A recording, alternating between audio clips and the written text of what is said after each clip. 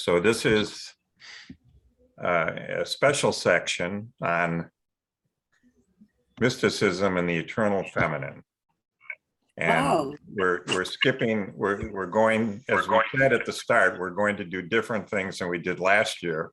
And so we're going to spend a lot of time on women. One of the problems with this has been when you have the internet and you search for things like this, you'll find that there's a lot of material on women mystics in Western Europe. But that doesn't mean that that's where all the women mystics are. I'm sure that they're there, you know, in North and South America with the Native Americans and everyone that was there. And I'm sure that there are lots of them in Asia and Australia with the Aborigines. They just don't show up, or they're not that easy to find on the internet. So we have a biased presentation toward that. The ones that we're going to be talking about the most are, again, we touched on Hildegard von Bingen, who is a German monk and was an incredible person. And we'll be talking about Mary Magdalene, who has her role in the Gnostic Gospels. And we'll be dealing with Pistis Sophia, which is one of the pieces of canon that got left out of the what we would call New Testament in the Council of Nicaea. Okay, we're going to mute people to simply, I'm just going to mute everybody. There's an echo coming from because there's some echoes coming in. But if you want to be so, but I'm going to mute you too. Okay. Just raise your hand. Yeah, you can go off mute, but let us know. It's just we want to cut out the feedback. So and the other thing that we're going to do different here when we go through all of this is we're going to try and integrate more of the astrology side of things. Okay, so here what we argued for in the earlier class was that there are these entities that are made out of what is called dark matter, and the dark matter is just like our matter, only it's in a different subspace of the world around us. And since evolution works no matter what, you know, here we are, we start off with dirt, and we create living creatures out of this, animals and plants, and here we are. Well, the same thing happens with this dark matter, except that we end up with things called spirits or souls, and they end up landing and being on the different planets and stars that we see all around us. And so that is going to influence how would you describe this? What Jung said was the notion of archetypes. Each of these planets and stars, the sentient being that's there has its own set of archetypes. And I think this is something that Bart is saying. I don't think Jung ever said this. Yeah, Jung never said this. So many words. Yeah, so we're making a lot of leaps of logic here, but this appears to be the simplest hypothesis to explain these things, that actually the archetypes, you know, rather than having us being here on Earth, we end up being shaped by the archetypes around us. So when we go through astrology and we look at the sun and the moon and the different planets, the entities that are there with their own archetypes that have been there for tens of millions of years end up shaping who we are. And we'll see how that goes as we get into this. So this is going to... What Jung said specifically was that he said, it's not that we live the archetypes, it's that the archetypes live us. So he came to see them as having, you know, objective existence in their own right, that they weren't just human creations. Right. So one of the things we're going to start with is you've got this model of the Earth, it's called a line, and it's got an equator on it, which runs around here, okay? And maybe move it a little bit closer. Yeah, there you can see it, okay? There's the equator. Now, what happens is the Earth spins every 24 hours around this axis, which is this stick that got stuck into this thing. Okay, so every 24 hours, the Earth spins, and then every 365 days, it goes around the sun. With one little quirk, the Earth is actually inclined around that path. There's a plane here, which is called the ecliptic plane, and all of the planets, by and large, lie in that ecliptic plane. So as they rotate around the sun, all the planets are in one plane. They're not one up here and one down there and one over here. They're all in one plane. So the Earth is actually inclined at 23.5 degrees to this ecliptic plane as it runs around. So right now we just had the winter solstice yesterday. So what that means is this is the northern hemisphere, and the sun's over here right now. So here's the sun. Okay, and so we're farther away from the northern hemisphere is away from the sun. As you can see, it's tilted away from it at 23 in this plane, and the southern hemisphere is closer to. So this is summer for the southern hemisphere and winter for the northern hemisphere. When we go around 6 months from now to the summer solstice, we'll have the northern hemisphere being closer to the sun and the southern hemisphere being away from the sun, and we'll have summer when they have winter.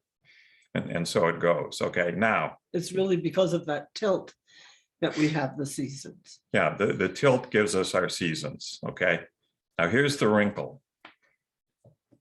The Earth does indeed spin around this axis here, but it wobbles a little bit. It wobbles. And in fact, it does a circle. The point that is pointing out of the North Pole describes a circle in the sky. So wherever this is pointing at is what would be called the North Star. So right now, our North Star is Polaris, but it actually will change. And it takes 25,000 years for this little wobble to take place as it runs around. 25,000 years. Now, one of the things that happens along the way is historically, people actually measured all of this and they decided to divide it into 12 segments, or what are called 12 houses.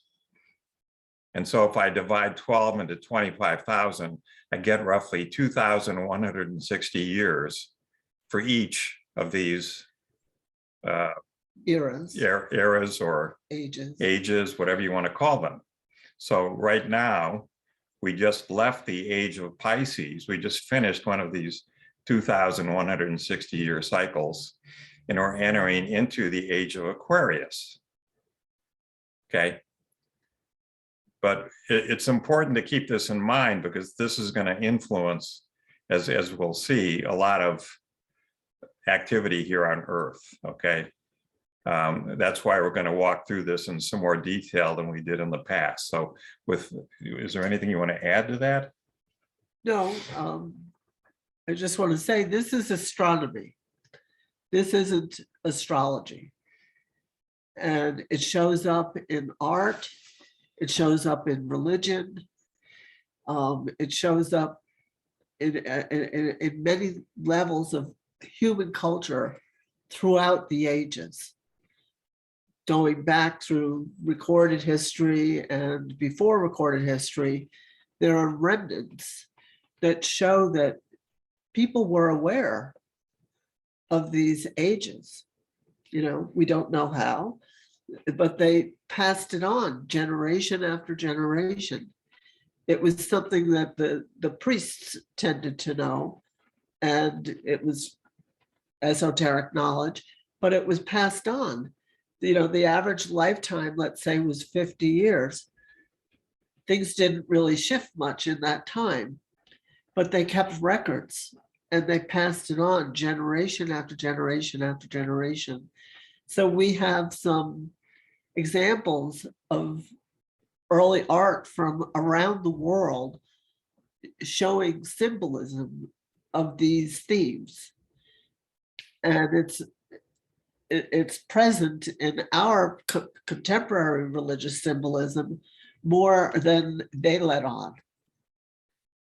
You know, it's kind of hidden in plain sight, but it's there. It's there in the cathedrals. The cathedrals are covered with astronomical and astrological symbolism. You know, the Christ surrounded by 12 disciples. They correspond to the 12 signs of the zodiac.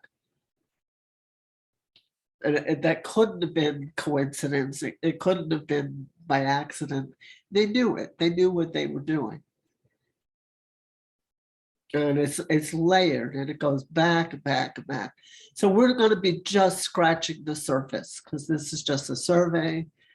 You know, you could spend a whole course just in one segment of this, but we've been having fun in the past week putting this together. We've been talking about it for months and months, and we finally decided to bring it together. So yeah, we're trying to give you a, you know, again, a more holistic view of this. And so by including the astrology side of things, I think you'll start to see how the mystic side of the eternal feminine comes out in so many ways and over the millennia. In fact, we're going to go back to over 10,000 BC here in doing these things. So you'll see that this is not an aberration. Bud would like to say something. Yeah, Bud, go ahead. I just want to throw this out there real quick. I'm going to send you a couple of emails to flesh it out. But so for all of man's history, up until the printing press, our oral traditions, our storytelling was what described this, what explained this, our story, our whole reason for being, our God, and everything. Marshall Gans, he's at Harvard. He dropped out in 1964 and spent the summer with the Mississippi Democratic Freedom Party, and then 15 years with Cesar Chavez in the farm workers movement. He put it all together for the Sierra Club and called The Power of Story and Social Movement, or Why David Sometimes Wins. He's back at Harvard now, and his seminal piece, in my opinion, is the story of us, the story of self, the story of us, and the story of now. And I'm gonna send that to you. Thank you. Okay, thank you. Okay, so now we're going to switch to going Let's just throw in here that Bud is a big fan of the work of Joseph Campbell. and this is clearly drawing on Joseph Campbell. So now we're going to go to our presentation here. I hope everybody can see this. And oh wait, I forgot one thing. Just a sec, let me get out of this.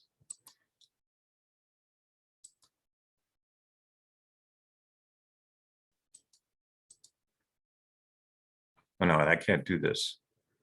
Oh, sorry about that. We'll go back here.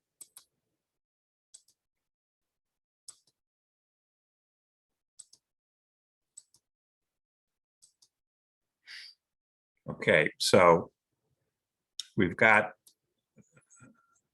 I think maybe we can do this. Hold on. There we go.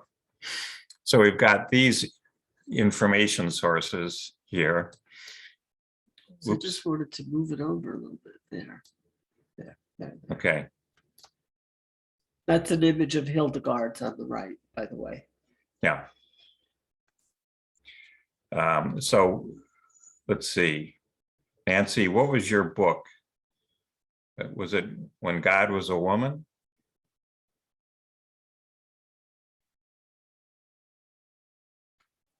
When God Had a Wife. When God Had a Wife. Okay. So We refer to that. yeah. So we've got that too. And we're going to be covering these. Pistis Sophia is something that was translated by George Mead of the Theosophical Society, and Madame Blavatsky and George Mead wrote a whole series of articles discussing this. We'll come back to what Pistis Sophia is. You could think of it as a gospel that never made it into the canon. Similarly, the Gospel of Mary of Magdalena. Magdalena is just a town on the Sea of Galilee, but Mary was the one that was apparently closest as a woman to Jesus of Nazareth. So we'll come back to that. That never made it into the canon. Then we have the two books by Hildegard von Bingen. Bingen is on the Rhine River, and you see one is on physics, or simply because Hildegard founded natural science in Germany. She was viewed as the real progenitor of it. And then Illuminations, which you'll see is, she had visions, if you will, and light was in them. And you'll see what that means. And then we come to Joseph Campbell, the hero with 1,000 faces. Joseph Campbell never included any women. So we have another book, The Heroine with 1,001 faces, one more than 1,000. And this is to give equal time, if not more time, to the women, and the notion of the archetypes that come with them. So that's our source material, which we recommend highly, following up on in your own time if you can. Right. So we start here with when God had a wife. We ran through this discussion here of every 2,160 years there's a new North Star as the North Pole moves around this axis of precession, and it's very hard to experience this, but it was viewed as important and was passed down orally from generation to generation for millennia. And again, there has to be some reason why people thought this was important. Do you want to read this? Okay. There's an ironic line in Shakespeare's Julius Caesar. The title character says, "But I am constant as the northern star, of whose tricks and fist-resting quality there is no fellow in the firmament." That was Shakespeare's way of saying he was completely inconsistent. He was not at all constant. But you had to know that because of this circle being described in the sky, because of the angle, that the North Star is changing approximately every 2,000 years. So that it's thought that was a cause of real concern, because it meant nothing is fixed to the ancients.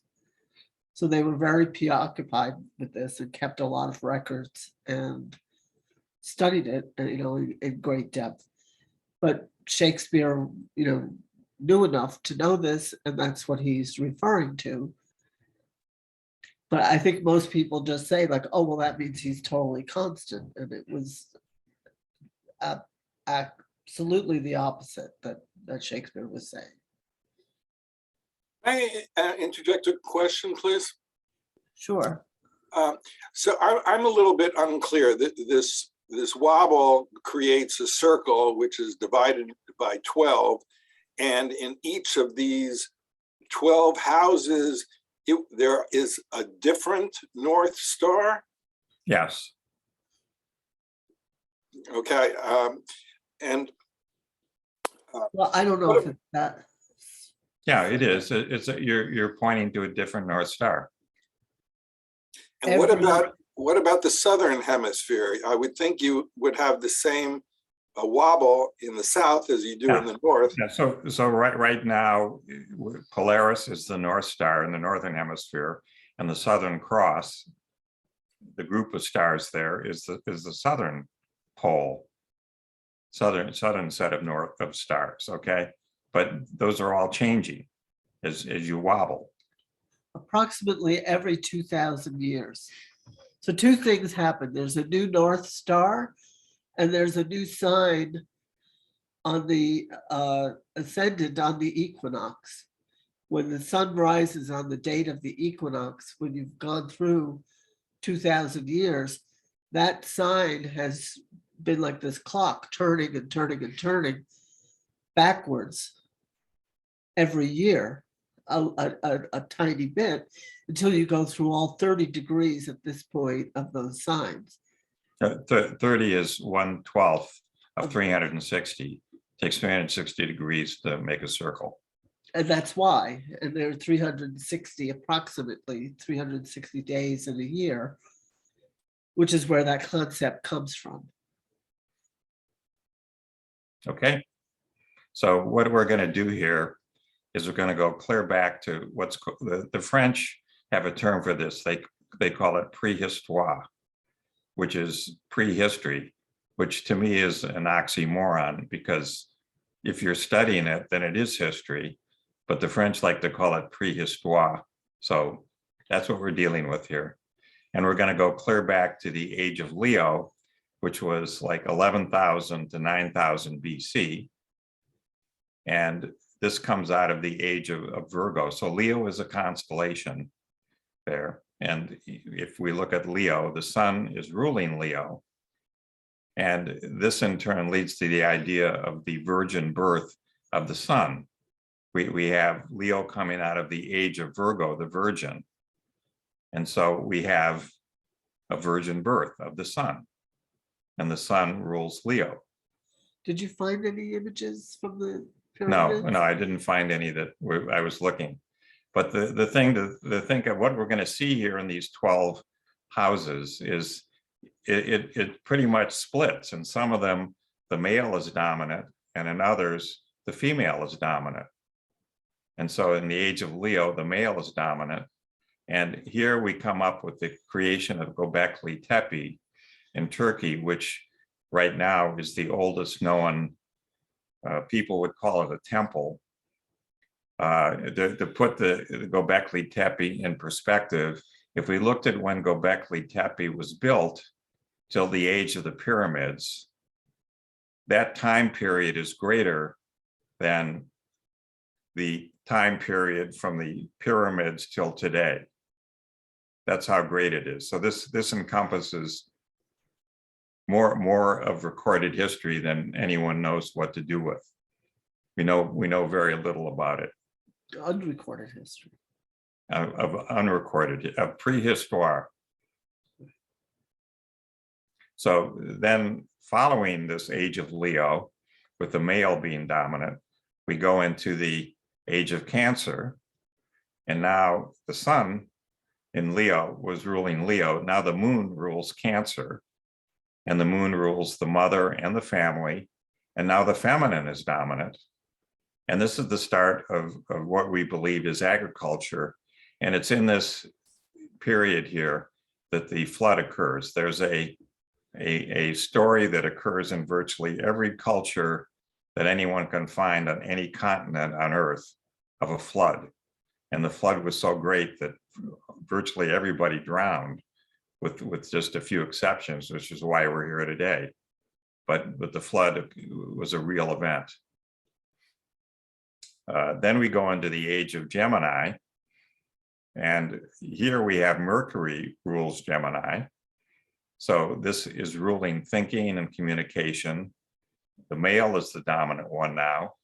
And the age of written language and mathematics occurs. So we start to see the Babylonians with their clay tablets and putting down these slanted symbols that include not simply text, but there was mathematics there. A lot of the clay tablets were actually bills of goods showing how many amounts of wheat or oats or whatever else you had, you were paying for. and the price for it. You want to say anything? No. Okay. I'll just say they go in the reverse order because the horizon line is just moving in that direction through the zodiacal belt is a projection of the equator on Earth. I have a quick question. Sure. When planets become associated with specific astrological houses or ages, rather. What is the question? So if Mercury is associated with the age of Cancer, or the age of Cancer, how did that actually occur? How is Mercury associated with an age, an astrological zodiacal sign? Or how is the moon associated with Cancer? How is the Yes. sun associated with Leo? Yeah, Right. that's what I meant. Yeah, sorry. That seems to go back to ancient, Babylonian practices. And their diagrams. I'm sorry, I haven't been able to find a manuscript that I have showing the pattern of the correspondences in a circle. And there's the traditional rulerships, which only concern 7 planets. It counts the sun and the moon, but not the earth. Right. In classical astronomy and astrology. And there was observed, and it was just, it's kind of felt to be a correspondence between given planets and given signs and houses of the zodiac. And that it's considered rulership as in shorthand. But the symbolism of the moon is closest to the symbolism of Cancer. Right. It's always been a question of mine how those, because everything else is very specifically linked based on certain premises. And I'm just trying to figure out how those premises were first associated. It's partly codified, over thousands of years. Right. And again, across cultures, they tend to agree on these rulerships.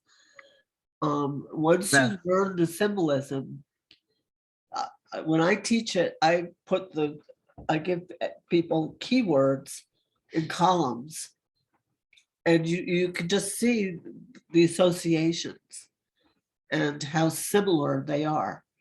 They're just more similar. The correspondence between the moon and Cancer is much closer than, say, Venus. Yeah, I think I add that what happened here was there was just an empirical iteration where people tried different linkages, and these are the ones that statistically appeared to make the most sense over millennia. Right. Bart, if I may, Go ahead. Thank you. our wisdom, our knowledge at that time came from observation. We didn't have the scientific experiments that we do today. So it became accumulative over a period of time. Right, but it was thousands of years, even tens of thousands of years to come up with these. We're just citing them here and we're leaving out the linkage. So, okay, anybody else? That's it. So we touched on Göbekli Tepe. So if you look on the top right, you'll see a picture which shows a circle, and there's a bunch of stones there. Now, this thing is gigantic. They've explored a very small fraction of it. At the most, 10% has been checked out with ground penetrating radar, but it was buried. It was deliberately buried. They're having to unbury it to examine it. And so the question is, why in the world would people have built this thing in the first place to have these circles of stones? The stones look like T's. So there's a stone that goes up, say, 10 feet, and then there's a stone on top of it to give it the T. And yet they have all kinds of decorations on them, pictures of wild animals, and on and on. But of course, no one's around to explain where in the world this came from. Look, some of these things it says here, they're 15 meters or 50 feet tall. So these stones are not, lightweight things. Someone went ahead and got hundreds of these stones and quarried them and then carted them over here to this place. And no one has any idea what in the world was going on. And just to pick up on that, they think that there was a period of time here where this was used to celebrate some sort of event, okay? Because there was no evidence that there was a town nearby. There was no, they found evidence of a lot of bones that they could have probably roasted animals and just thrown all the bones into this big, huge garbage dump. But there was no evidence of a town around there. But they're starting to rethink that now, because they're finding other evidence that there was some agriculture and there was people living in the area. This thing just didn't, come up out of nowhere. But it just shows you how little we know about what's going on here. What in the world was going through their heads? What was the religious experience that they were trying to convey by having these stones? And we see this again and again. We've heard of Stonehenge, so there's a circle of stones. They're nothing at all like this. They're much smaller in scope, but it's still significant that someone decided to cart these stones out into the middle of the plains there in England and build Stonehenge. So some of them were moved from Wales. They could tell by the type of stone that it is. It doesn't exist in England. Right. So somehow they transported it all the way from Wales, which is a huge amount of trouble. How do they move these huge? And why? Why would they do this? What's the reason? So now we're going to go back again when God had a wife. Okay, this is the book we're dealing with here, and we go to the age of Taurus because we think this is where these ideas first came about, of God having a wife. So the sun is in the sign of Taurus, the spring equinox. The feminine is now dominant. And so if the feminine is dominant, then this is the logic for why God had a wife. The Hebrews— Well, maybe the goddess had a husband. Yeah, it could be the other way around. It's the goddess and there's a husband. This is when the Hebrews are enslaved in Egypt. And at that point in time, they appeared to worship multiple gods and goddesses. The Hebrews were not dealing with a single god. And the examples of this include Lilith. And if we look back into the literature around the book of Genesis, apparently Lilith was created before Eve was created. Lilith was there with Adam. You want to talk about this?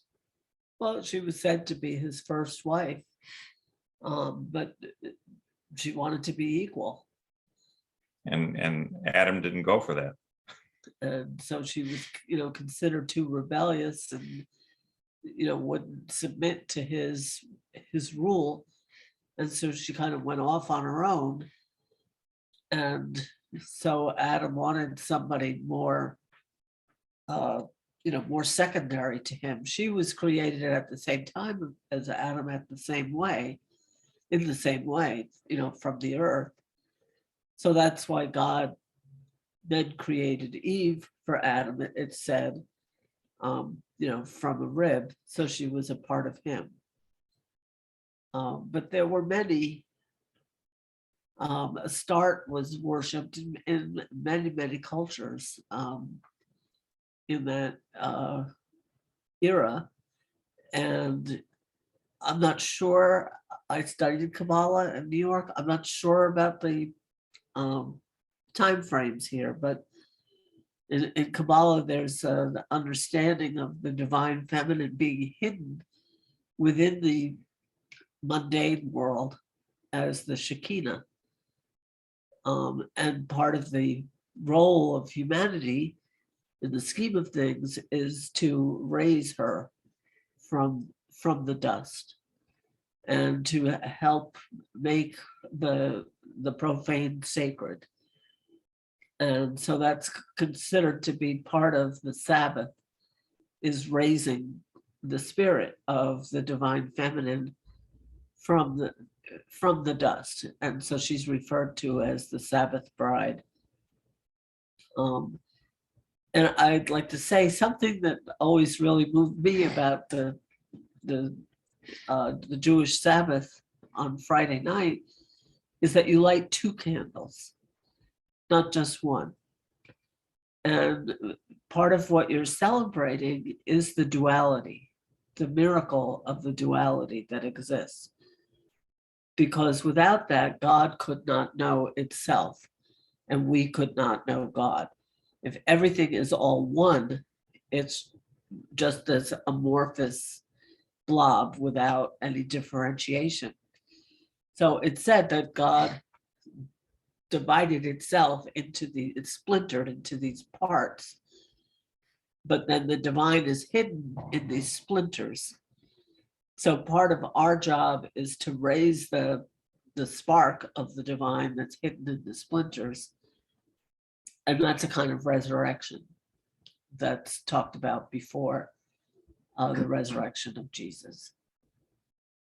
Now, there's also a huge amount of building that's going on here. So we just cited, this is probably when Stonehenge was built, and the Druids in Ireland. There's also, though, on the south coast of Brittany in Carnac, there's a whole collection of again, thousands of stones in circles, in a variety of concentric circles.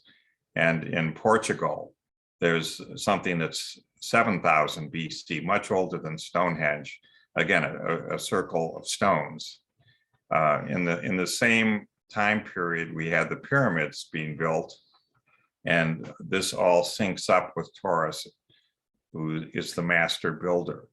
So this is some evidence here. Again, with the feminine being dominant, this is the female driving all of these activities. So then we move on to the age of Aries, and in this age, this is getting us right up to approaching the birth of Christ. But here we have, this is when the Buddha lived. This is when the Yoga Sutras were probably written down, and the masculine is dominant here.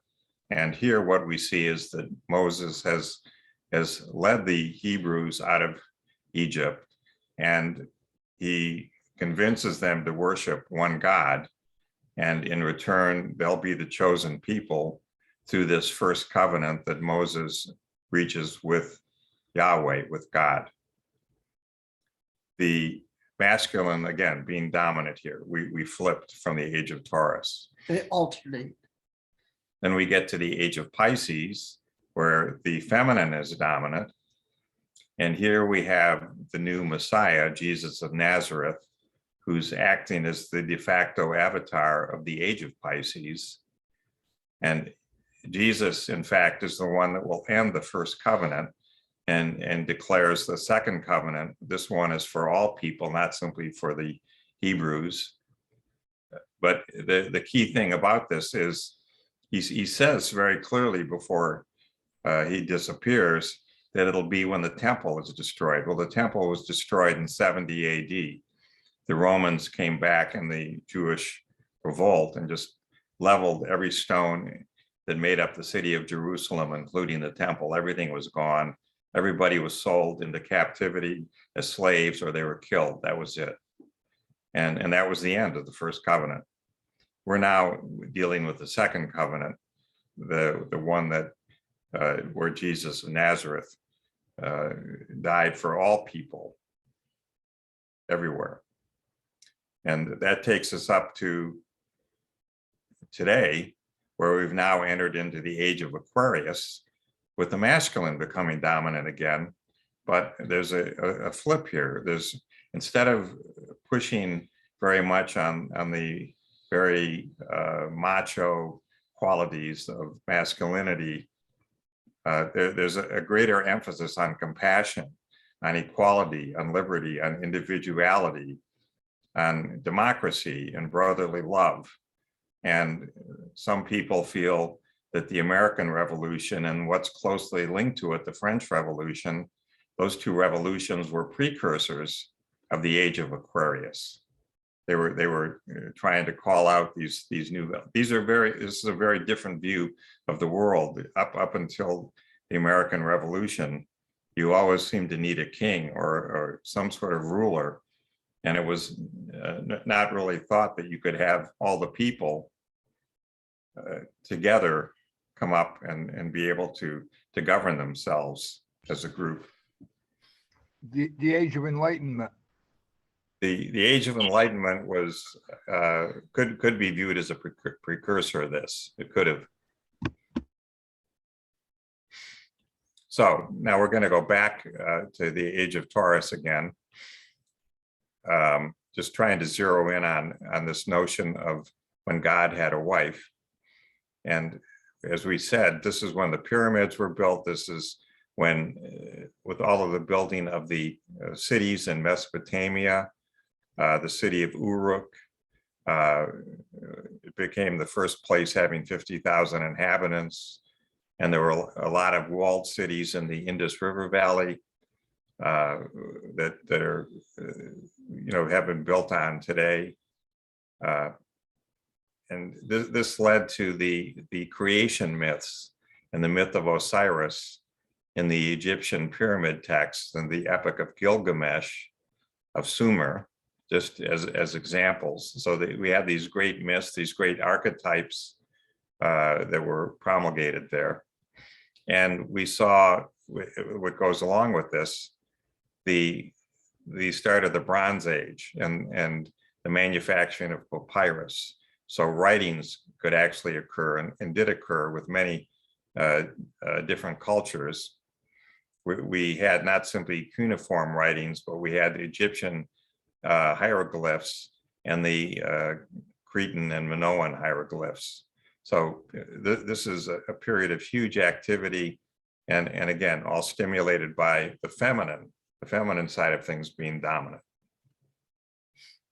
Now, Meaning property was inherited in a matrilineal way.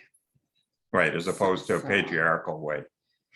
So one of the things we just put in here as a placeholder, it'll come up again later, is people somehow think that there was like all of these things going on, but then there was Christianity. Well, it was by no means fated that Christianity would carry the day and become really the dominant religion. So we're going to see this come up later. There was Manichaeism, which was a major religion that was just founded in the 3rd century AD by the Parthian prophet Mani. And this actually had a very elaborate cosmology describing a struggle between a good spiritual world of light and an evil material world of darkness. Interesting that the good is associated with light and the evil with material things. Some things never change. And they're viewed as male and female. And so through a process of human history, the light is gradually removed from the world of matter that becomes darker and darker and returned to the world of light where it really came from.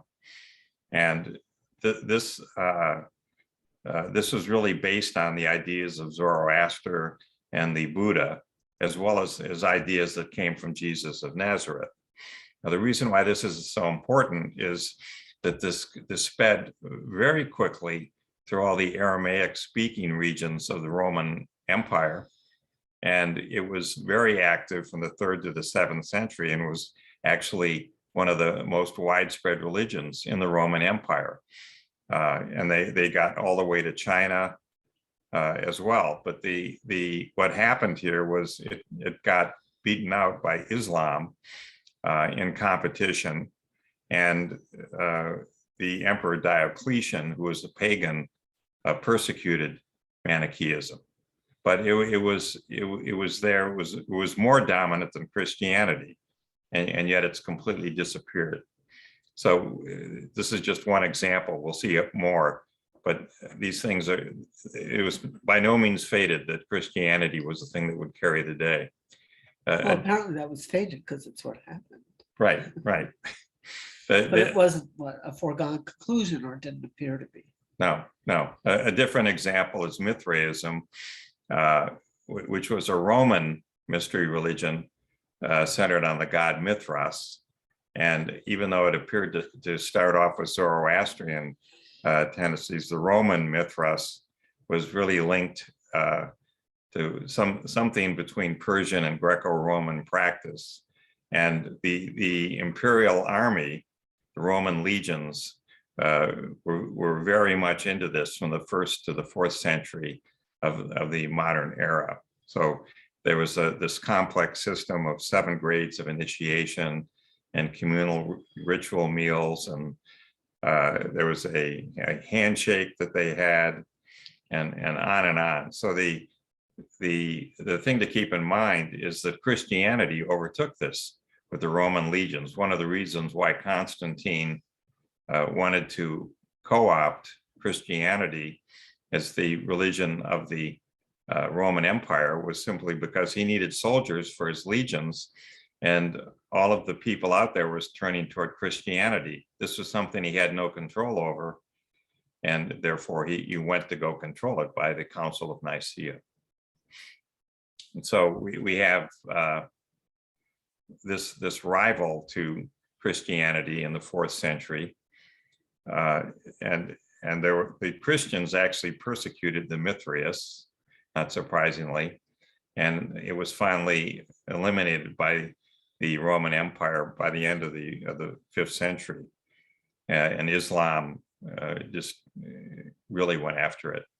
So here you just have examples of sculptures of what you would find carved in stones of things from Mithraism. And over and over again, he's slaying a bull. Right. It's Which Taurus. Seems to evoke the ending of the age of Taurus. And this is a statue. Can we blow this up now? I don't. Let's see. How did we do this? Yeah, I think you have to go out of it and then blow it up and come back in. I'll go out of it.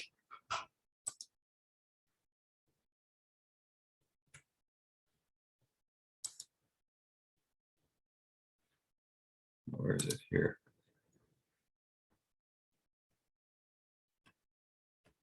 Oh, no, here it is.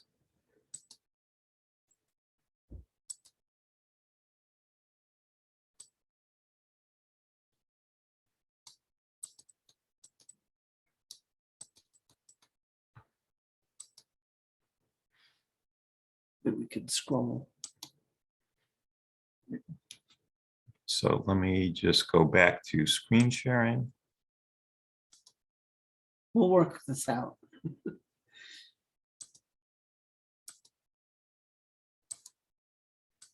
We just blew it up so you can see what's going on. So can we move this over? Yeah. We can move this out of the way. Well, here you can kind of see this figure. It's hard to see in this image. We'll send this to you, and you can blow it up as much as you like at home. But this figure has the head of a lion, the mane of a lion, and a serpent wrapped around his legs and torso, and he has wings. And I would say it's the 4 fixed signs of the zodiac being represented in this one figure. The four fixed signs being Taurus, Leo, Scorpio, and Aquarius. And you see the same thing in Celtic symbolism. Marjorie, if you close out the left-hand side, the slides on the left, it'll make the other rest of it bigger. There, thank you. And now we can scroll up a bit. I wish there was a simple way to just zoom in, but there doesn't seem to be. Let me try this again. Yeah, there's zoom there, but on the bottom. Let's try it, because it's really striking. You have to go over to here. I'm trying. No, here. Hit variable on the left. There. And then Thank you, Stephen. Let's try that. Okay, now you should really be able to see it. Can you see the face of the lion there at the mane flowing back? And he's holding these two batons, and there's wings. And he's standing on this, representation of the world with the serpent rising around him. I would say it's just full of symbolism, including Kundalini, and I think that has something to do with resurrection. And this is from the Book of Kells, which is, what is that from? Like the 11th century? Yeah, it might be earlier than that. I thought it was 700 or 800 AD. Really? Oh, that early? Okay. Yeah. These are Celtic from the illuminated manuscripts. And these are showing the four books of the four gospels. And it's the angel represents Aquarius, and I forget which, I think that might be Luke. And this is a stylized, this is the eagle, this is a bull, this is the angel. So then this is the lion. So the bottom, Here, that's the bull on the bottom. then This what? is they didn't know what lions look like really in Europe. They couldn't, but so that's So kind of a lion So that was, angel. This is the angel, and this is the eagle, which is there's several different symbols for Scorpio. One is a scorpion, another is a serpent, which covers the symbolism of transformation and resurrection, because the serpent sheds its skin over and over. And the resurrected Scorpio is said to be an eagle or even a phoenix. And the phoenix was going to be the symbol of the United States, coming from the Freemasons, and then they decided that was too esoteric, so they went with an eagle, which is more straightforward, I guess you could say. and then at the top we have, And that's the angel, right, of Aquarius. and then over on the left we have what's left? That's the lion. Lion. I went around them clockwise like Got it. this. Okay, sorry. So this is this illuminated manuscript. I have a copy of it here. We're going to blow this up and frame it here in the house. I don't know how that's showing.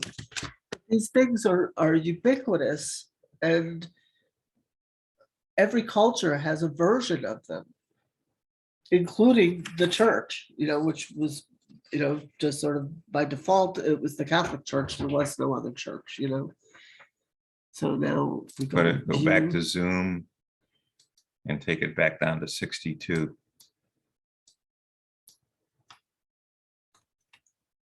Whoops, we both type 62. All right, you do it.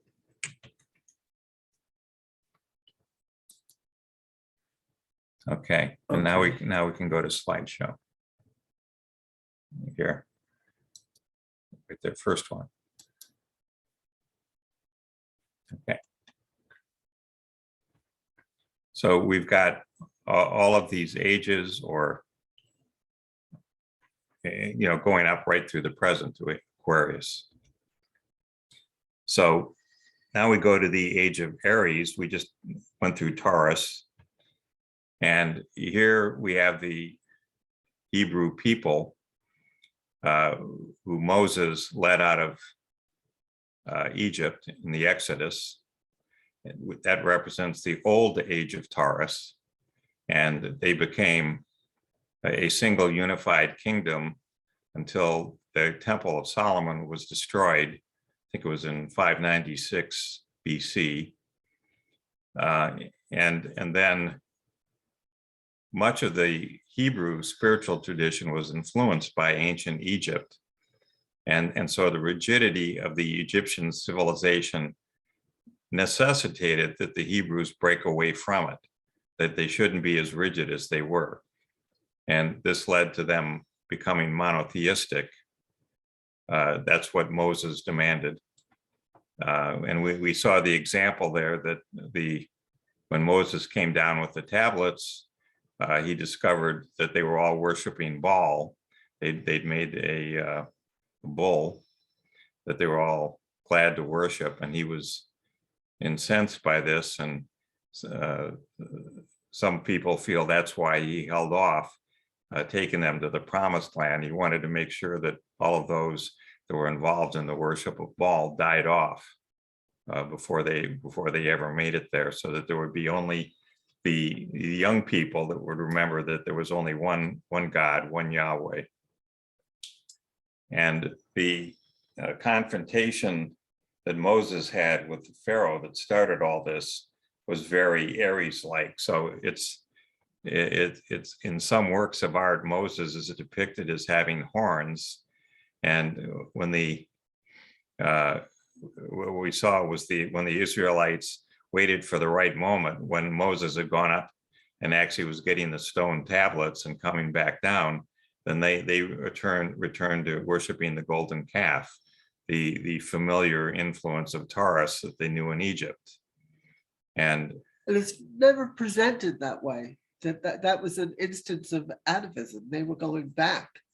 It wasn't like they just arbitrarily started worshiping a golden calf. It was that they went back to the old familiar, imagery of the divine that they were comfortable with. They felt that this new thing wasn't really working, so they better go back to the familiar. So that's an example of like bleed through, which happens at both ends of the shifts of the ages. Yeah, so that was it's what we're seeing now with our transition into the age of Aquarius. So the thing to keep in mind here is that the Israelites, the Hebrews, probably did worship both male and female gods. And there, in fact, was a recent discovery of a temple that was dedicated both to Yahweh and to the warrior goddess Anat. So this thing of being monotheistic historically was simply not the case. And some of the goddesses that they included were Yahweh's wife, Asherah, who was the goddess of fertility and childbirth. And that shows how both Jesus and his rival Simon Magus were attempting to both restore the ancient goddess worshiping religions of the Israelites. Both of them were trying to do this by including the feminine. So Moses and all the other prophets that were there had to deal with a new relationship of religion and spiritual tradition to the ruling aspects of the society. The Taurian age, with all of its power, necessitated the breaking apart of the three great pillars of humanity: civilization, order, religion, and spiritual tradition. And by doing this, the connection to the higher level, the religion and the spiritual tradition could not be reconciled with the materialism and the corruption associated with civilization, with the positions of power. So they just had to be broken away from. And from this age on, the prophets, which are God's messengers on earth, and the priests or the religious leaders are many times in opposition to the ruler. Moses took on the Pharaoh, Akhenaten took on the Egyptian priesthood, who opposed his motion to abandon the existing religion. Elijah and King Ahab, who persecuted him and his companions, and there are just many other examples of this. It's quite common. So despite what the Jews and Christians, and in fact most people believe, it appears the ancient Israelites really venerated several deities besides Yahweh. And we cited Asherah, which is Yahweh's wife, who was openly worshipped in the Jerusalem temple, the temple that the Romans destroyed in 70 AD. This is not an ancient thing. That was there side by side. It simply gets left out of the stories. After the reforms of King Josiah and the prophet Jeremiah, the religion, the Hebrew religion, recognized Yahweh alone, and then they conveniently rewrote history to make it appear it had always been that way. But, or to put it differently, that the worship of Asherah and other goddesses was now heresy. So the status of women was downgraded, and they were blamed for God's wrath. But whoever writes the books gets to do these things. So this brings us back to, this is when God was a woman. And in the beginning, God was a woman. Well, where did that come from? There was a shift here from matriarchy to patriarchy. How did this come about? And we begin with the story of the goddess who reigned supreme in the Near and Middle East, and under her rule, societal roles differed markedly from those in the patriarchal Judeo-Christian cultures. Women bought and sold property, traded in the marketplace, and inherited title and land from their mothers. And this documented the wholesale rewriting of myth and religious dogma. This shift that occurred here from matriarchy to patriarchy revealed that there's an ancient conspiracy in which the goddess was portrayed as something of a wanton or depraved figure, a characterization confirmed and perpetuated by one of modern culture's best known legends, that of the fall of Adam and Eve. Who did Adam in? Eve. Very easy to understand. And one esoteric teaching surrounding the story, which is said to predate the Hebrew faith by millennia, is that Eve was actually initiating Adam by means of the serpent energy, which represents Kundalini. And here we see it in the Caduceus, which that was a symbol of, now we associate it with medicine, but that was the healer's symbol. And it was about raising the energy of the Kundalini up to the brain and having an illumination, and that's what the wings represent there. And you saw that in that image of Mithras, remember? Back there, the man standing there was, like he had one serpent rising wrapped around his legs. It's the idea of raising your energy, which we associate with sexual energy, but it's considered to be a higher level of that, a higher form of sexual energy. But that's what a lot of the great mysteries were about in the Greek religions, and in you see it in Hinduism, in the Kundalini practices, the meditation practices, and what we think of as sex magic. It was about raising that energy to your crown chakra, up the spine and through the chakras, which Kabbalah is also all about. That's what the Jews were practicing. And so it's thought that she was like a representative of the Shekinah, or the feminine, and initiating Adam into that, which led to separation from what I call the amoebic oneness, where everything's just this one blob. into consciousness. So that was a fall from that first level of unity, but it was really a birth into individuation, what Jung would call individuation, which is really the beginning of life as we know it. Right.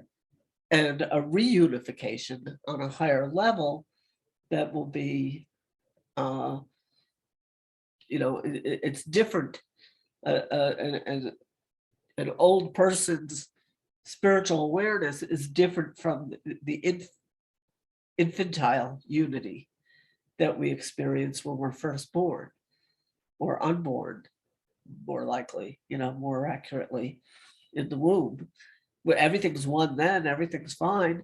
But the purpose is to separate and develop your individual consciousness and then experience a reunification on a higher level. So the fall was really the beginning Right. of that journey.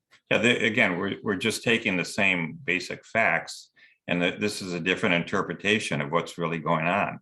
And there's reasons to believe that this is really the better or the more correct interpretation.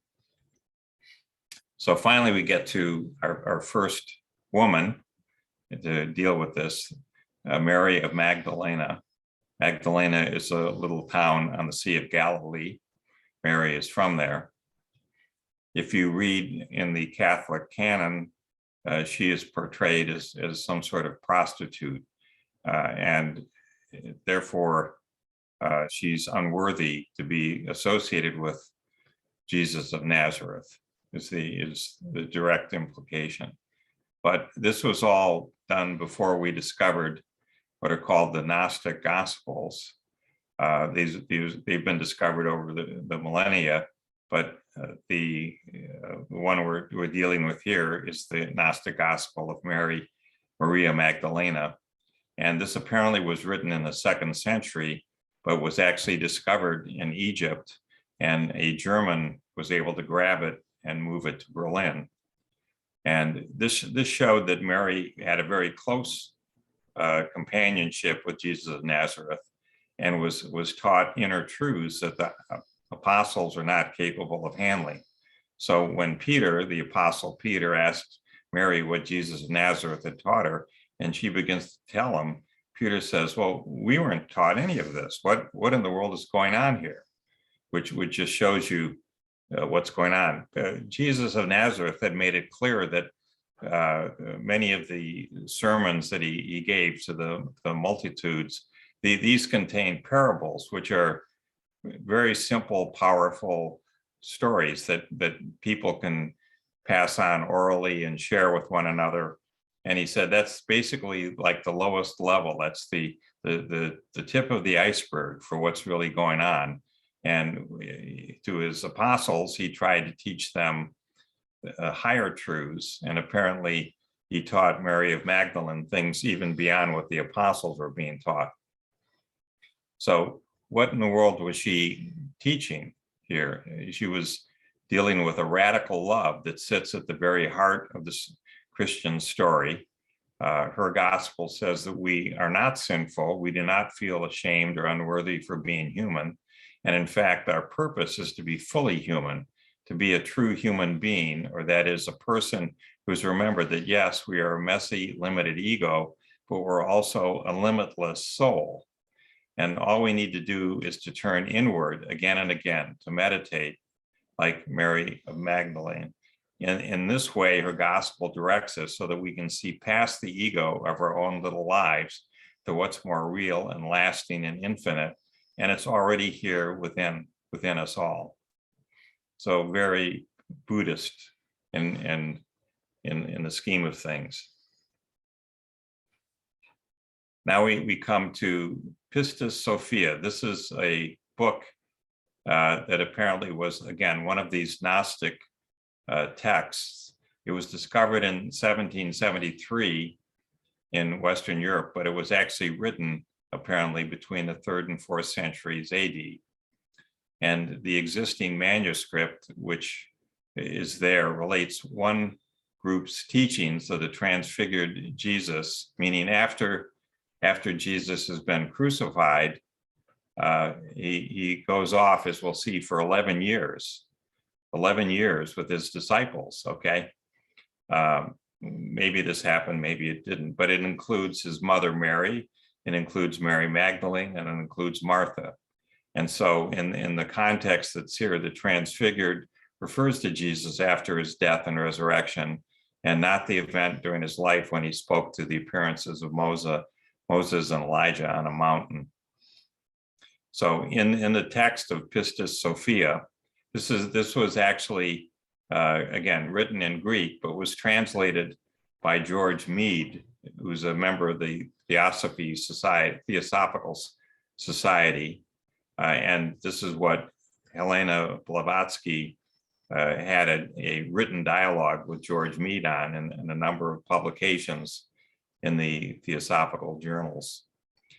The thing that came up here is that Jesus had spent 11 years speaking with his disciples and teaching them only these lower mysteries.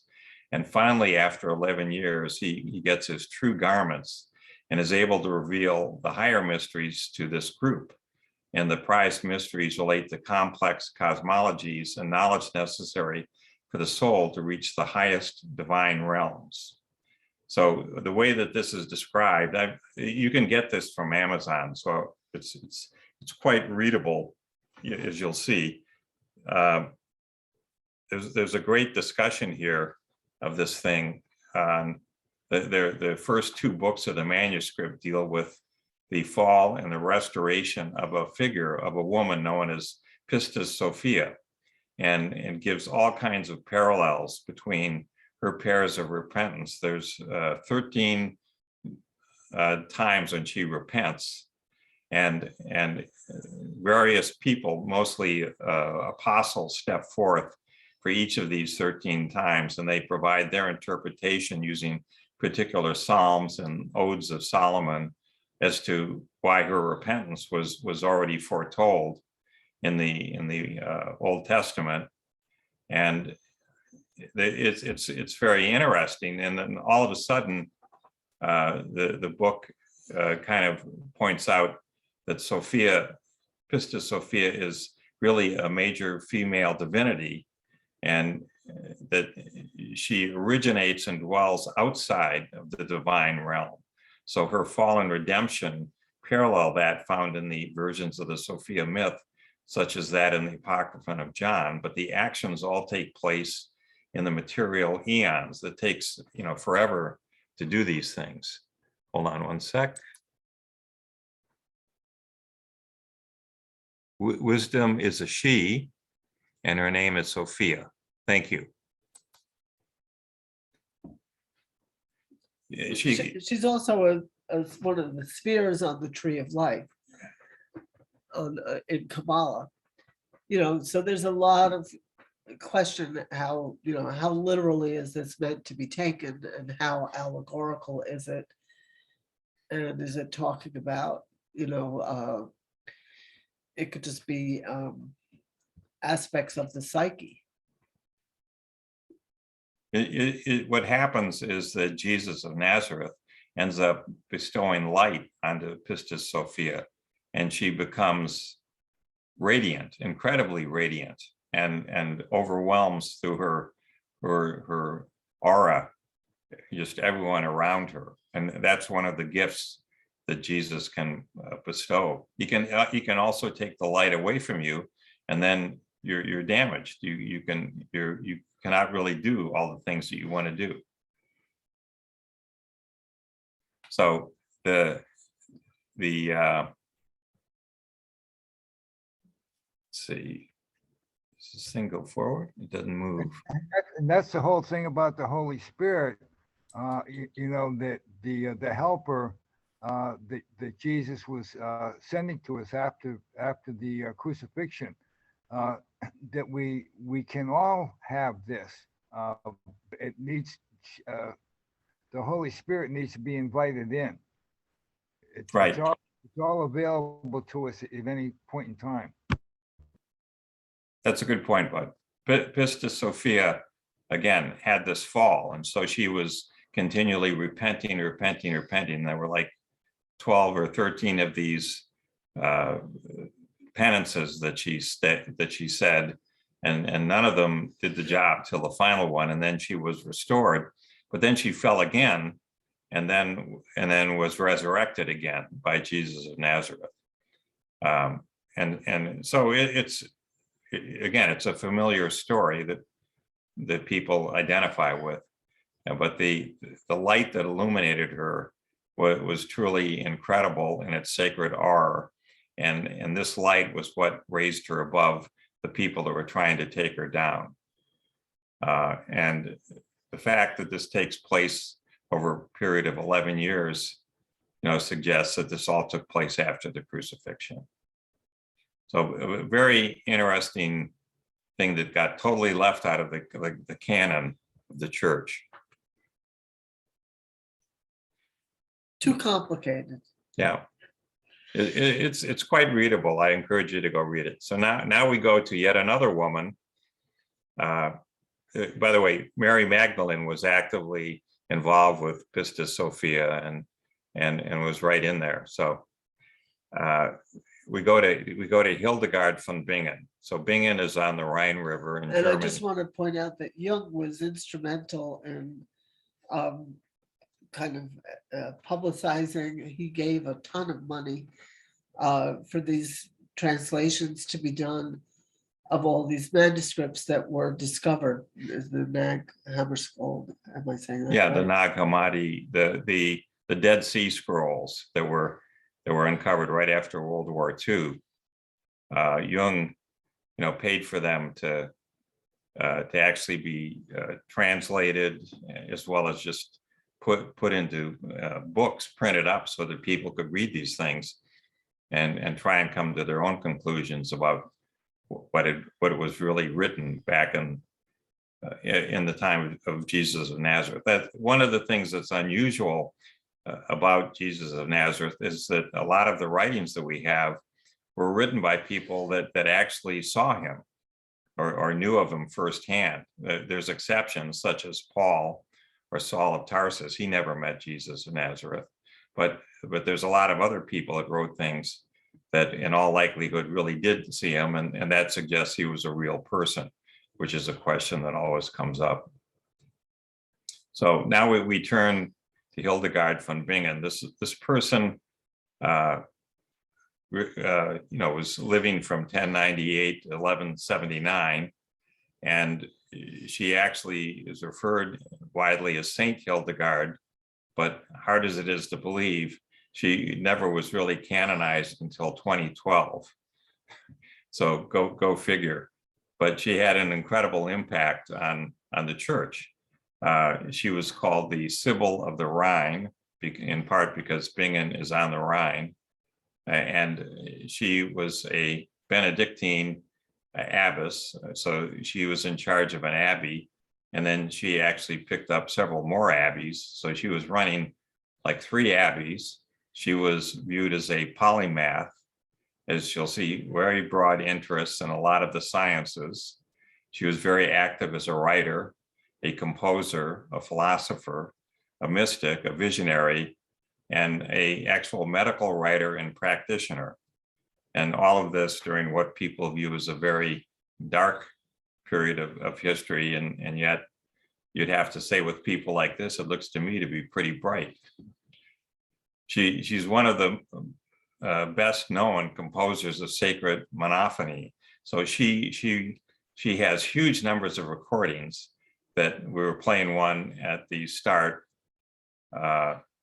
Of the class. And there's many more on YouTube of all of the things that she composed. And what was unusual was she not only composed the lyrics, but the words. And in this time period, the actual notations for musical notations were very primitive compared to what we have today. So they would, the notions of having notes at a certain tone and a certain duration these were the notation was incredibly primitive, and yet she cranked out one thing after another that to me are just wonderful pieces of music. I'm not a soprano, but you know, most of them are written for women. And I find them very moving pieces of music. So, and then on top of all this, many people consider her to be the founder of scientific natural history in Germany. She did an incredible study on scientific study on all kinds of plants and everything that makes up natural history around us. Her convent, remember, she was a nun, and she probably was therefore didn't have the education that the nobles had, being exposed to high Latin. She probably had just low Latin and other rudimentary skills, but her intellect was so great that she was elected Mother Superior, and then founded 2 more monasteries or abbeys nearby. And then she started to write theological, botanical, and medicinal works, and all kinds of letters, hymns, and antiphons for the liturgy. And then she also wrote poems and supervised the illuminations in one of the works we're going to talk about in a minute, Scivias. Truly an amazing person. There are more surviving chants by Hildegard than by any other composer from the entire Middle Ages. And as I said before, she's one of the few known composers to have written both the music and the words. One of her works, the Ordo Virtutum, is an early example of the liturgical drama and arguably the oldest surviving morality play that we have. And again, this is on YouTube. You can go listen to it. And she constructed her own language, lingua ignota. I know nothing more about it than that, but she felt there was some problem with Latin, and she wanted to go use this instead. So the thing about her is she had these visions. She said that she first saw the shade of the living light, at the age of 3. And by the age of 5, she began to understand that she was experiencing visions.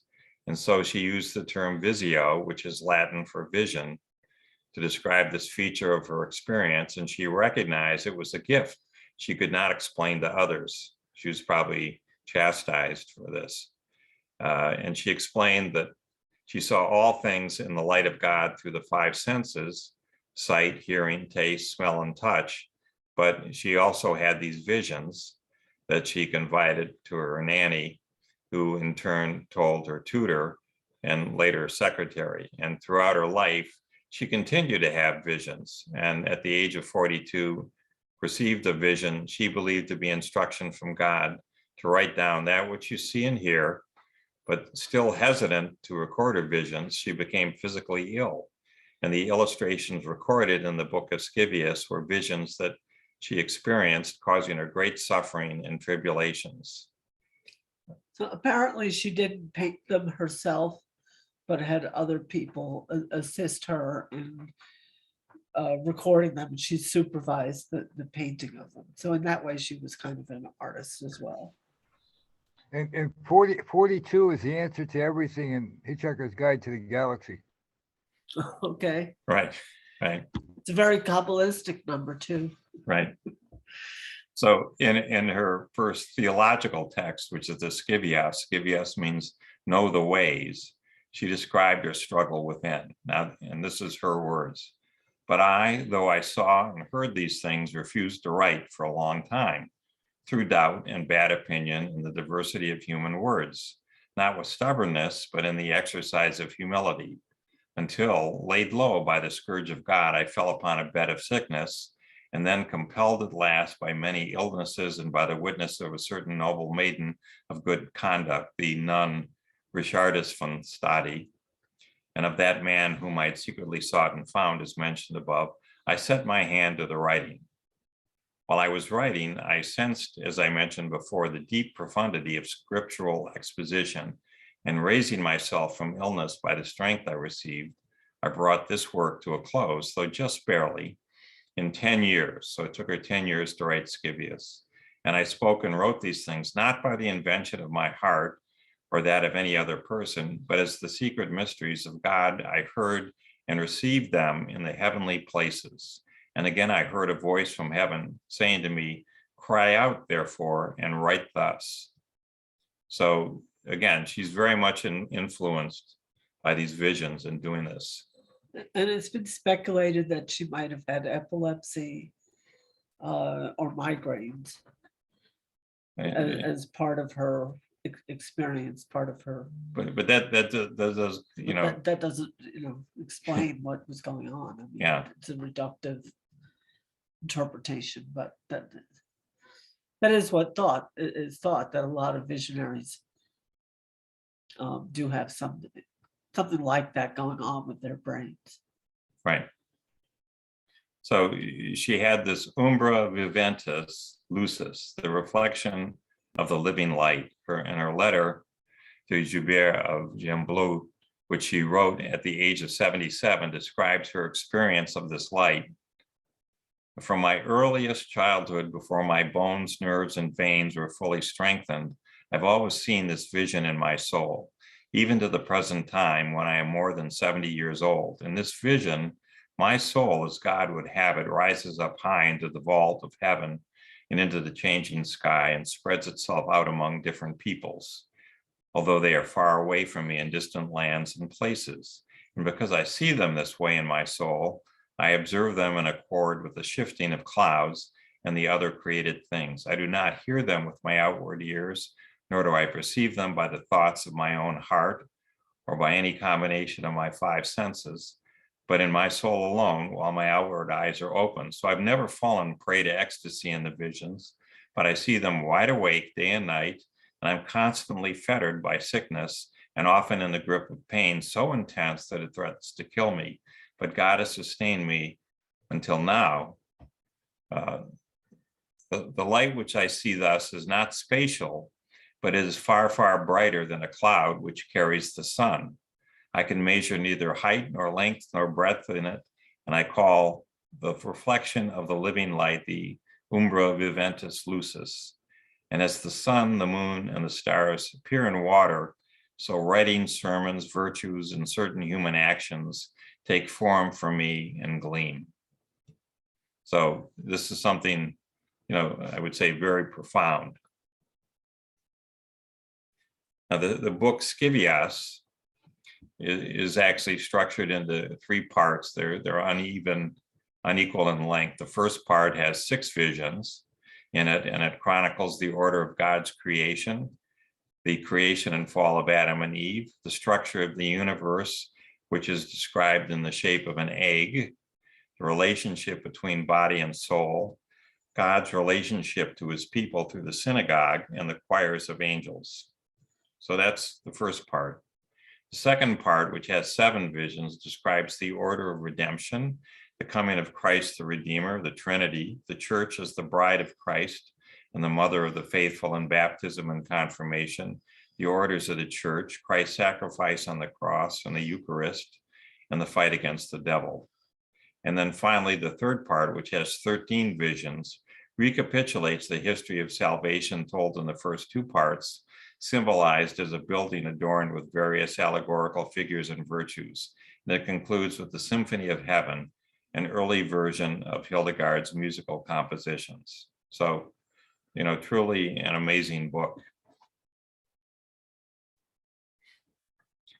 One of the things that Hildegard did was she created a new word, a viriditas, and viriditas, which is Latin in origin. I don't believe it existed before she created it.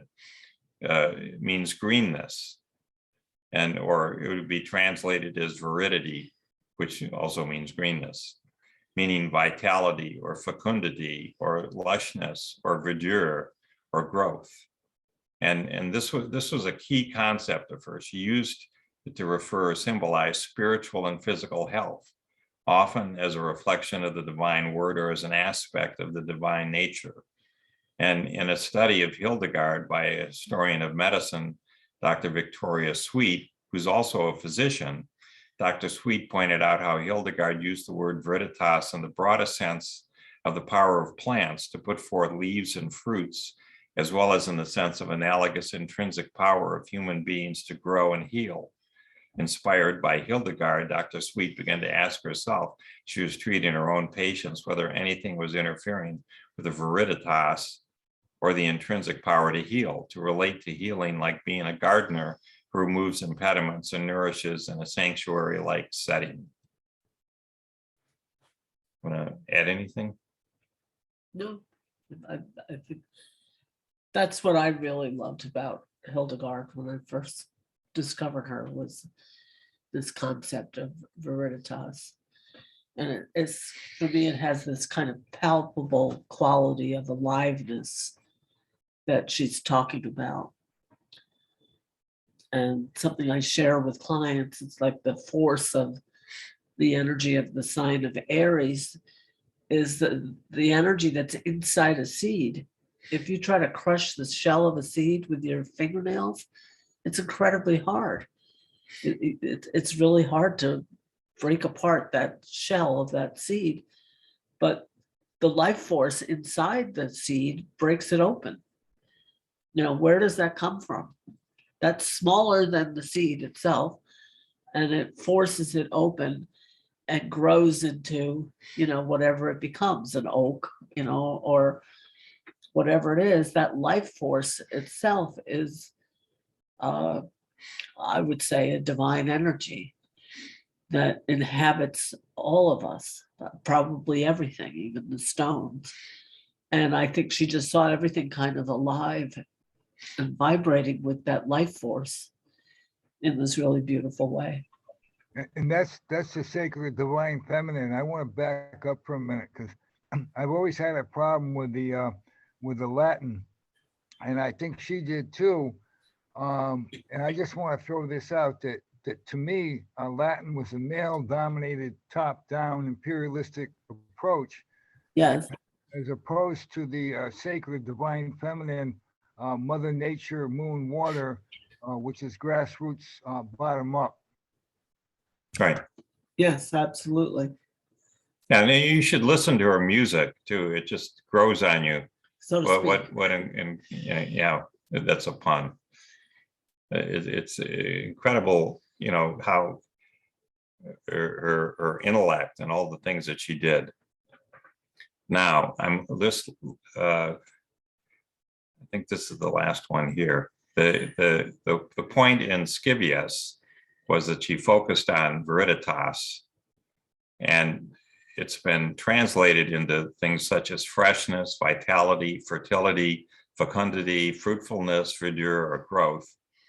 But it's really the metaphor for spiritual and physical health, which is visible in the divine world.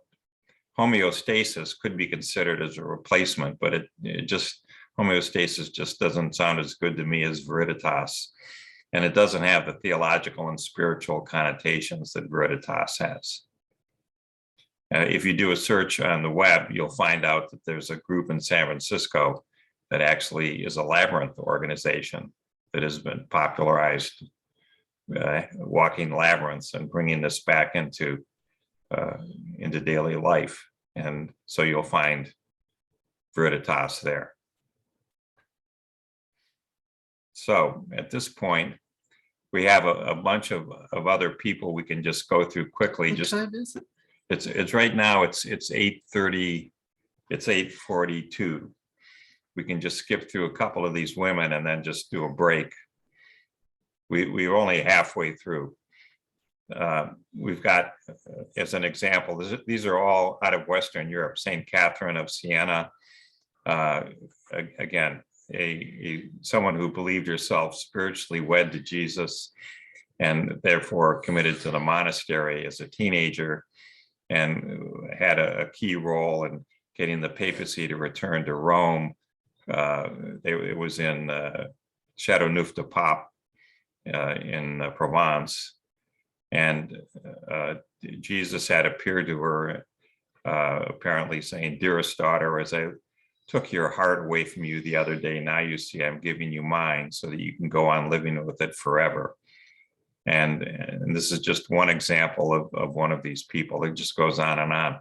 The one that many people know of is Joan of Arc, who was a peasant in medieval France and started hearing voices and believed that she should, God had chosen her to lead France to victory in its ongoing war with England. And so, some people are very cynical and they think that, the King of France, Charles of Valois, probably figured that they were going to lose. And here was someone who wanted to go lead the army and they'd probably get killed anyway. So since we're going to lose, why don't we simply put her out in front?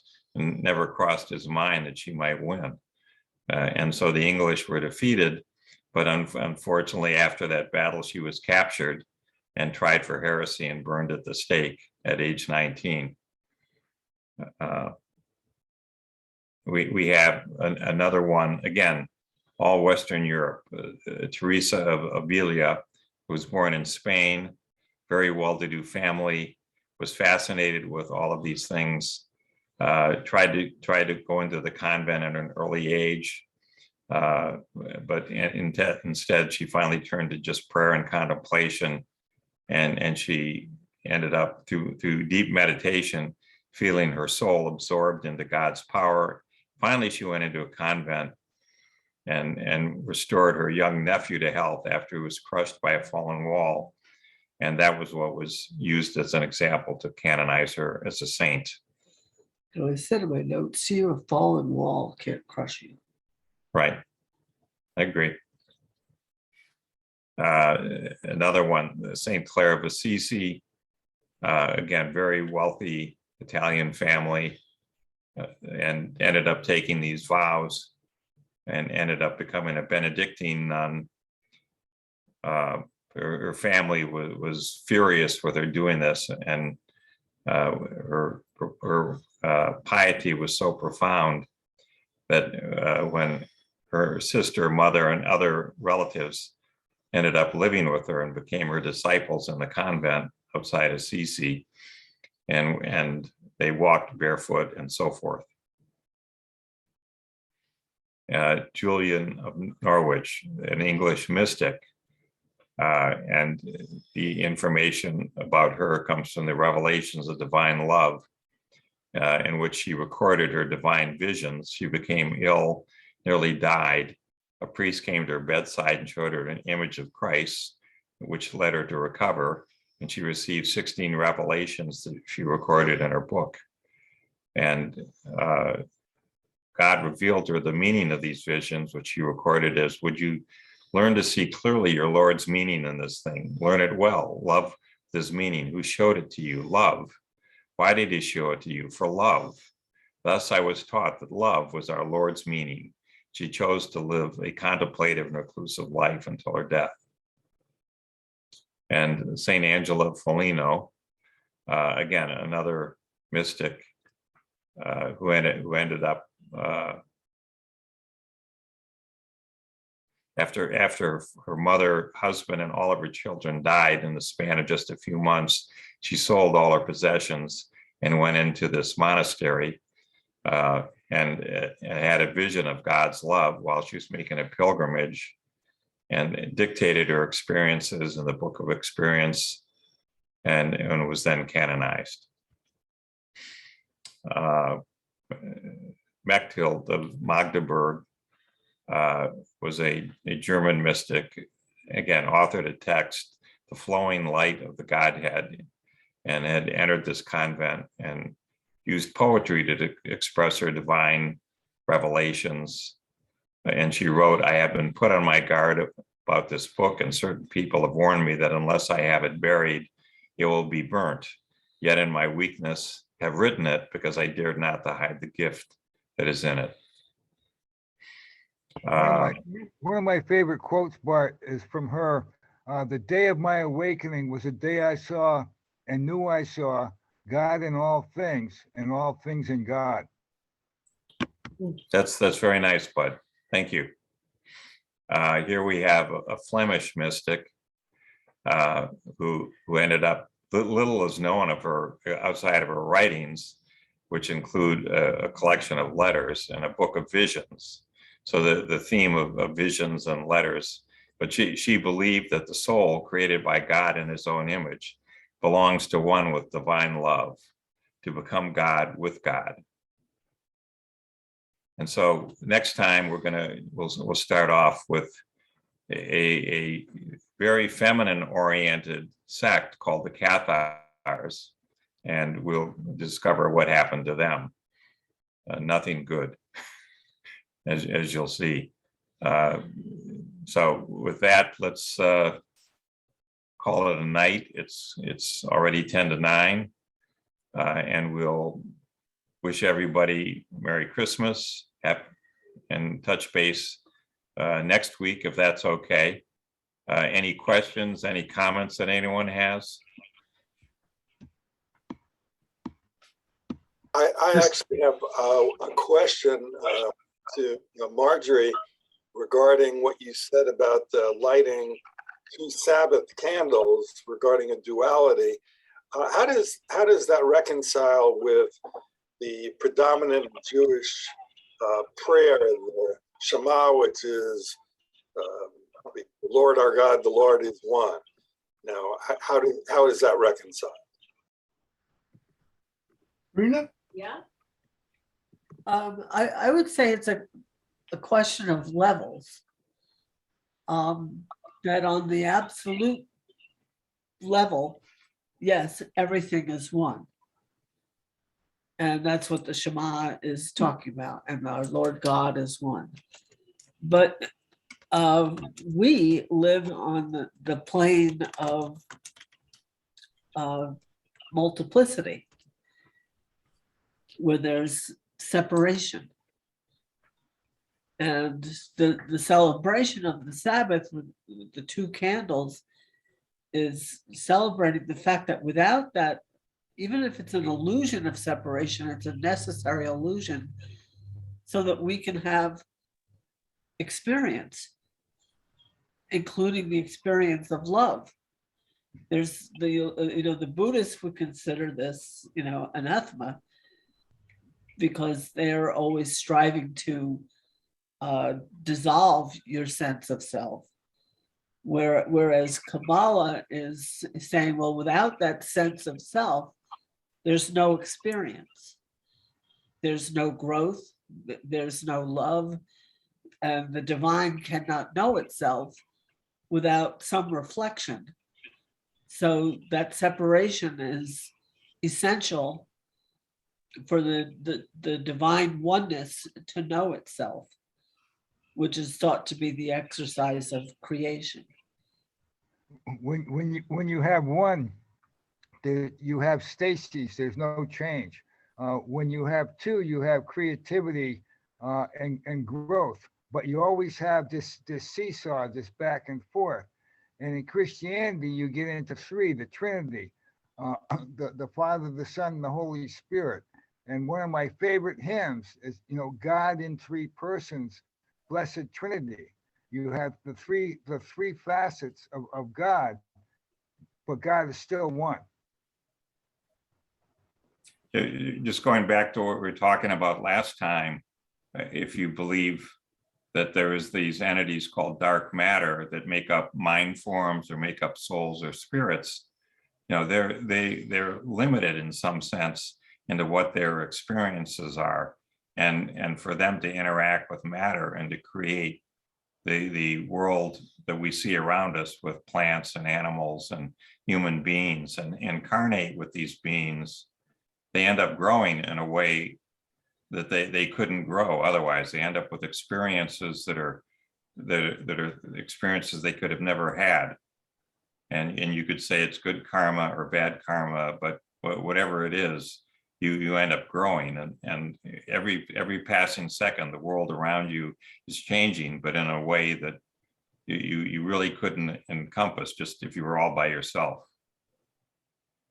We wouldn't have any art. We wouldn't have music. We wouldn't have any of those creations.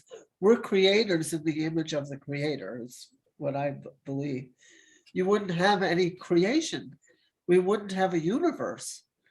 There'd be no place for the universe to be in if there wasn't that separation from the oneness, which is maybe on the absolute level, that's true objectively, it's kind of unknowable. But I believe that it's important to have the experience of separation. And that's the symbolism of the two flames. It's not just one. And it's kind of saying, well, thank God for that illusion of separation, because that's where all the magic happens. That's where love happens. That's where art happens. That's where healing happens. That's where learning happens. That's where any activity happens, any transformation. It all happens in that gap. That's where thought happens. But I feel, this is sort of my opposition to Buddhism, that they feel art, let's say, is a distraction. The painting that we use as our cover page on the website, we had him lecture, is why he was kind of discouraged from pursuing Buddhism. He had to choose between his art and his spiritual development and practice. And so they would see developing your creativity as a distraction from enlightenment, because enlightenment is returning to the oneness. Let me just put in a plug for Richard Stoddart with it. Again, we have this tree of life, this abstraction of the tree of life. He just did it. Yeah, let me go to the web and I'll just show everybody what I'm talking about on our website. But he just did a new picture, which is the crystal Buddha. And if anyone wants to see it, whatever. He just sent it to us. He just sent it out. We had him speak to us last year. So here We'll is probably have him back. Here is his abstraction of the tree of life. And you can see. This is a huge painting in person that I first encountered when I was living in Vermont, in this wonderful gallery in the woods. And that's what it was called. And I said, oh my God, that's Kabbalah. There's 10 lines here. It's like the step down process from the absolute above down into the realm of relativity. But that's where rebirth happens, is sort of what I see this as saying. So without that differentiation and separation, it's just stasis. Right. Now, go ahead. It may be perfection, but it's static perfection. I cut Bud off. Go ahead. There's a wonderful paper on the CIA's library website called Culture and Spirituality by D. Paul Schaefer. And he uses culture as a pathway to spirituality. All of the wonderful esoteric music and the artwork and the beauty. So that kind of flips it around from Buddhism to a pathway to spirituality instead of a distraction. Yeah, I mean, I find at this time of year, the Christmas music, the Handel's Messiah in particular, but so much of the music I just find very moving, very spiritual. Uplifting. You can't help, I find. My parents were atheists, but I was raised on that music. At this time of year, we kind of celebrated the solstice more than Jesus, but the music was so much a part of it. And you just got such a sense of this exalted state. Yeah, Handel said, I think he wrote the whole Messiah in 17 days. He said it was some sort of entrancement. He was seized by a vision, and he just went at it nonstop and wrote the whole thing. So if he was enlightened, he wouldn't take the time to do that. Is there, Oh, maybe. is there a distinction between the Buddhist perspective that you were saying and any other kind of monastic lifestyle choice? That is to say, would a Christian monastic lifestyle be very different than, say, this Buddhist perspective? I mean, for example, on 60 Minutes, there's over 100 sects of Catholicism, and one of them is a group that has its monastery on this island out in the Aegean, and people go there at age 20, and they simply pray and do their chores to keep the monastery going. So it's just intense meditation and prayer day in, day out for the rest of their lives. How is that different than being a Buddhist monk? What am I missing? I don't see the distinction, but the reason I thought about it was in context of Hildegard. Is with her being this very creative person, it seemed at odds with the monastic lifestyle. Well, but she was seized by these visions, and these are the things that were compelling her to do these things. She was incredibly industrious, you know, and in those times, those monasteries were the equivalent of industry. They were the equivalent of factories for that time. That was the corporate life, you know, at the time, and it was very cooperative. You know, and they were very concerned about sustaining the community around them. You know, so they were engaged in farming, and so I see, you know, there's a different kind of commitment to healing. A lot of them work with the sick, and a different kind of, it's less abstract, it's more engaged, I would say, on the Christian side than the Buddhist side. But this is a debate that we could have with Bruce, and you know, Bruce is. Well, go ahead, certainly Bud, then we'll ask Bruce. chime Go ahead, in. Bud. Marge, yeah, you just brought up a good thing about healing. It's something I just noticed recently. My office mate is a doctor, and you know, guys in medicine, you know, we want to fix things. We want to treat symptoms, where women approach it from a more holistic point of view. They want to treat the whole person. They want to heal the person. They don't just want to fix a symptom and move on. They're healers as opposed to treaters. Right. Yeah, Bruce, what any comments on the difference between being a Buddhist monk and a Christian monk living in an abbey somewhere?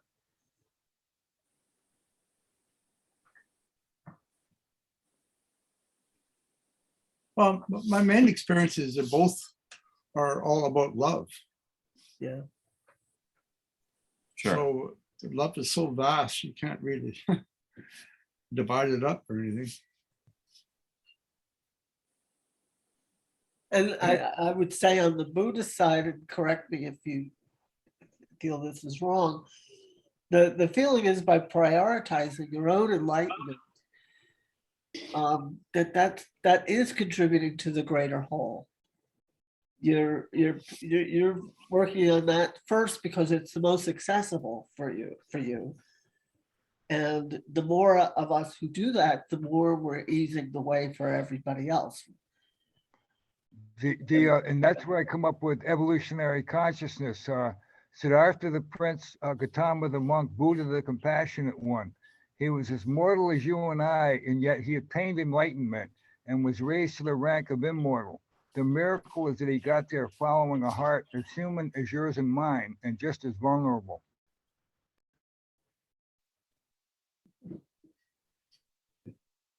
Oh, good point. Thank you, Bud.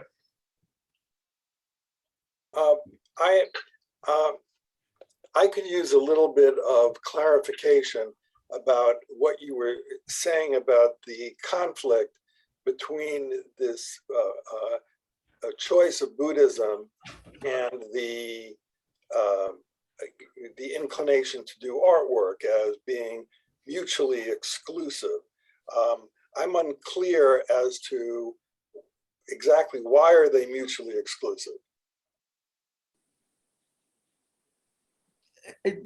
From what I understand, the aim of Buddhism is self-transcendence, not self-expression. So they're at cross purposes. And the pursuit of self-expression is a distraction from the pursuit of self-transcendence. Ultimately, transcending oneself, the goal is enlightenment. So then you just don't have time for these things that are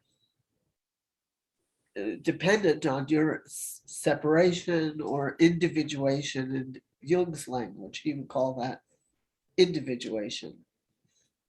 So that's why, for example, the artist that we just talked about, when he was studying with Buddhists, he was discouraged from pursuing his artwork. And he was told by the masters who were teaching him to meditate and so on, that he had to choose. Right. As clearly being anything but a master, sharing my own experience, and also what Bart said a few minutes ago regarding Heidel writing the Messiah, he was having a transcendent experience writing that. I know for myself, when I am at my most creative, I'm feeling it being a transcendent experience that I perhaps have not grown enough to have that experience in other ways, but I do have it in that way. And so that creativity for me is my vehicle going in that direction. Now, that's the best I can say about that. Right. No, the same thing as people that do mathematics or physics say exactly the same thing. There's no difference. It's doing you at some point. Yeah. But I think also you're sharing it. That's what I like about it. That then other people can have that experience listening. I hope you'll share your music with us in some way, Stephen, at some point. You don't have to measure up, to Messiah, but but it's, there's something just to me inherently spiritual in true creativity that we're bringing down. We're like vessels for it, and then sharing it. It's something larger than us that we are, transistors for, and then passing it on. That if we're just going after the oneness, that's a distraction from that. So Yeah. feel Yeah, free to weigh in. Yeah. Bruce. Yeah. Anybody? Go ahead. I Cheryl. just want to say, just hence the word inspiration. Right. Yeah. Yes. What it's yes, about. Yeah, Cheryl, go ahead. yes. So the thing that I'm noticing about the things I've observed from people that practice Buddhism and the teachers is they put a lot of effort into distillation of words, distillation of using words to it's a creative process there. So that's where maybe when they're in their highest form of practice, they're attaining, the oneness, but in between they seem to have a great sense of creativity in their writings, because they write their stuff down, and that has to have a creative component, I think, because they seem to be careful about their words. Feels to me like they choose their words with a great deal of care. So I don't know, it's just something to think about. Yeah. My teacher taught art as a path, part of the path. So Not he didn't make Namshal? any- Not So, Namshal or yeah, Namshal. see, what sort of art did he teach? Painting or? Mandalas. I know he had his whole basement full of artists things. He had students so creating and so certainly it was part So of maybe his we view. could say that's when they come down off the mountaintop, and engage in sort of, the dualistic life that, they also need some components of that. Because you can't stay always in that state of oneness and be human, probably. Sure. Was he a Tibetan Buddhist or a Zen Buddhist, Bruce? We started off as Theravada, then became Tibetan. Right. Because I think that's another distinction. I think there are different, there are Buddhists and there are Buddhists. I think the Buddhism that the painter was pursuing was Zen. Yeah, he's very Zen. Yeah. But So I like to think of myself as having one foot planted firmly in both worlds, and the world will be saved by beauty. I like that, Bud. Nice. well, with that, why don't we wrap it up then? Just before you Go ahead. go, just wait a minute. I just want to see. Cheryl wants to meet my wife. I'm gonna see if I can get her. Oh, okay. Karina? Now, Nancy, do you want to call me after this and we'll try and fix your screen? Okay. Yeah, What's let me your give you my phone number. Yes, what? 203 203 722 722 2149. 2149. Yeah, just give me a Okay. call after this. There's Cheryl right there. Hi Hi. Oh, I can't see you. there. Can How you are duck you, down a little? Cheryl? I'm good. How are you? I can't hear you because it's going through your ears. Oh, Oh, Yeah, yeah. he's got to So- unplug the ears. Wait, here she goes. Hi. hi. So nice of you to share Bruce with us. Oh yeah, it's his night out. Some days I ask him for a report because I'd love to listen to, but it's sort of his thing, it's his Okay. it's his world where he can feel he's standing on his own 2 feet, Oh, which it's is very, nice. yeah, it's an important thing for everybody. Yeah. Well, Yeah, it's nice to meet you. nice We've to heard meet a you. little bit about you, so Okay, well, that's thought great. I'd ask if you could join Yeah. and say hello. Yeah, So- and especially to wish you all a very, very Merry Christmas. Yes, and you Yeah. too. And Yeah. you too. Yeah, Thank well. you. All right, I'll give you back to Bruce. okay. Anybody else? We're gonna wrap it up then. So she really exists. Okay, Merry Christmas. Yeah, Merry Christmas. Merry Bye-bye. Christmas. To be continued. Bye-bye. It's all Good night, about the everybody. Happy solstice. holiday. Yeah. Yep. Happy solstice. Bye-bye. Okay, Happy solstice. Bye-bye. Good night.